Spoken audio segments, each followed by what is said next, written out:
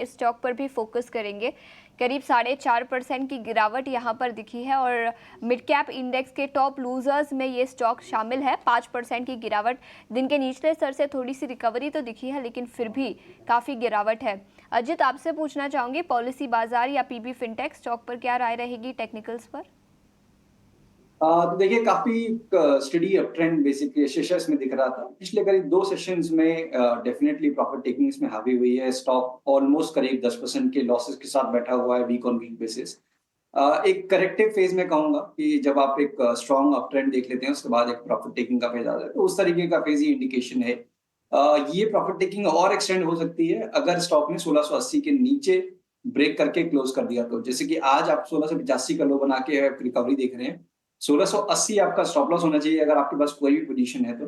और fresh buying के लिए मेरे हिसाब से अभी आपको टाइम मिलेगा, बिकॉज अब at least for a time being stock को कंसोलिडेट करना चाहिए, एक रेंज में रहना चाहिए जहां पे कि अपर बैंड होगा करीब 1830 1850 का। तो 1850 से लेकर 1650 ये एक रेंज बेसिकली आप मान के चलिए कि स्टॉक में रहेगी कुछ टाइम तक। बिल्कुल, तो ये राय है पीबी फिनटेक पर। आगे बढ़ते हैं और अब जेबी केमिकल्स पर फोकस करते हैं। जेबी केमिकल्स में केकेआर का 54% हिस्सा बेचने की डील टूटने के आसार पर है। सूत्रों के मुताबिक तीनों संभावित खरीदार टोरेंट फार्मा, इक्विटी और एल्केम लैब्स हाथ खींच सकते हैं। पूरी डिटेल्स और पूरी जानकारी के साथ मेरे सहयोगी अनुराग जोशी अब हमारे साथ जुड़ चुके हैं। अनुराग, बताएं क्या डिटेल्स है आपके पास? जेबी केमिकल्स के स्टॉक में गिरावट भी दिखी है।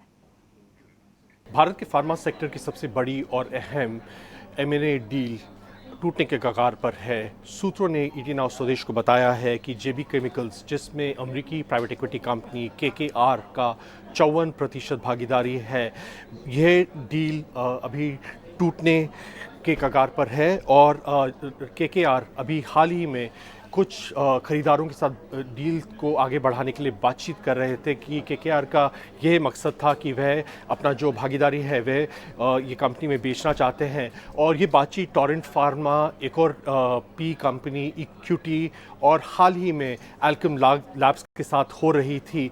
और अभी भारी मतभेद आए हैं, हमारे सूत्रों ने बताया है, वैल्यूएशन को लेके, जिसके वजह से ये डील टूट सकती है।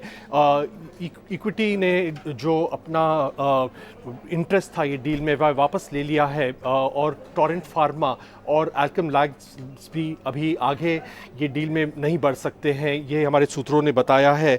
2020 में कोविड-19 के दौरान केकेआर ने इस कंपनी में 65% भागीदारी ली थी और ये डील के चलते टोरेंट फार्मा ने कुछ बैंकों के साथ बातचीत करना भी शुरू कर दिया था। अभी जो अगर हम इक्विटी वैल्यू अगर माना जाए ये ट्रांजैक्शन का, तो जो केकेआर की जेबी केमिकल्स में जो वैल्यू है वह करीबन $2 बिलियन है।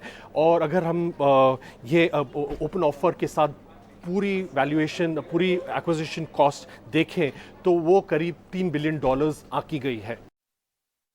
डिटेल्स के साथ हमारे साथ जुड़ने के लिए शुक्रिया। और स्टॉक में करीब 2.5 से 3% की गिरावट इस ईटी नाउ स्वदेश एक्सक्लूसिव के दम पर भी दिखी है। अजित, स्टॉक पर क्या राय रहेगी टेक्निकल्स पर, जेबी केमिकल्स?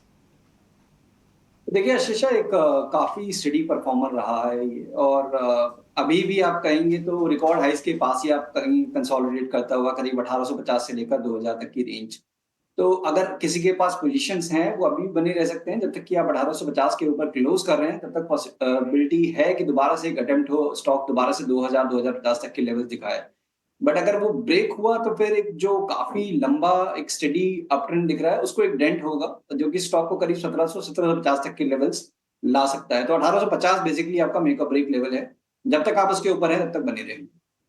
बिल्कुल, तो बने रहने की सलाह जेबी केमिकल्स पर। ईटी नाउ स्वदेश की एक्सक्लूसिव खबर के